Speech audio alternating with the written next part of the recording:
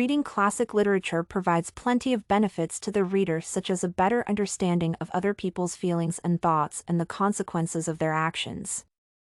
Often, the perception of those benefits directly depends on the narrator of a book. Emily Bronte's novel Wuthering Heights, narrated by two characters, Mr. Lockwood and Ellen, Nelly, Dean, shows how different storytellers affect the process of reading. Mr. Lockwood's description of the events as an outsider allows the reader to see the story from a different point of view, but also interferes with the perception of the book and makes the audience question his reliability. At first, Mr. Lockwood's presence in the story seems to not be important, since it could have been narrated only by Nelly as someone close to the main characters. His character is designed to connect with the audience at some point as a person who is acquainted with reading and writing, bringing the similarities in his personality and the reader. As Nelly takes the place of the main narrator, Mr. Lockwood is called up to keep curiosity to the story. "I feel I shall not rest if I go to bed, so be good enough to sit and chat an hour." Although Mr. Lockwood does not have any effect on the main story, his comments influence the feelings of the reader.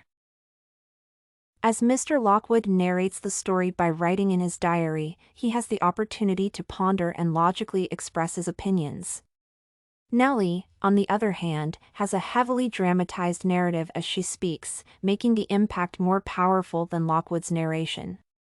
However, as a direct participant of the events, Nelly in her memories may exaggerate or belittle certain moments, thus making her narration doubtful.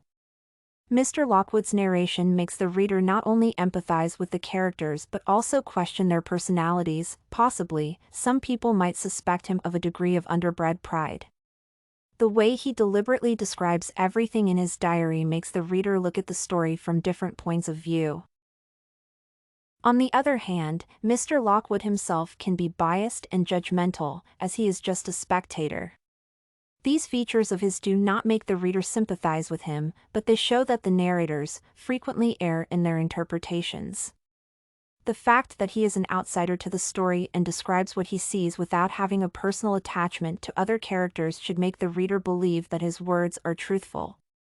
Nevertheless, the situation is the opposite because of the same reasons. The way he sometimes jumps to conclusions or changes his mind brings controversy to his character and the events happening.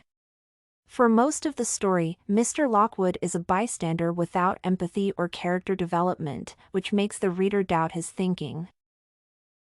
In conclusion, while Mr. Lockwood may not be the most reliable narrator, as he just retells someone else's story, his presence is crucial. Without Mr. Lockwood's narration, the story may not be as comprehensive and may lack diversity in the way the reader perceives the story and thinks over the details. He, as well the reader, does not participate in the main events, but he is curious and observant, and his narration brings a certain amount of suspense to the way the story is built and increases interest to it. StudyCorgi.com has everything you need for successful studies. Writing tools, informative articles, and essay samples. Come check it out!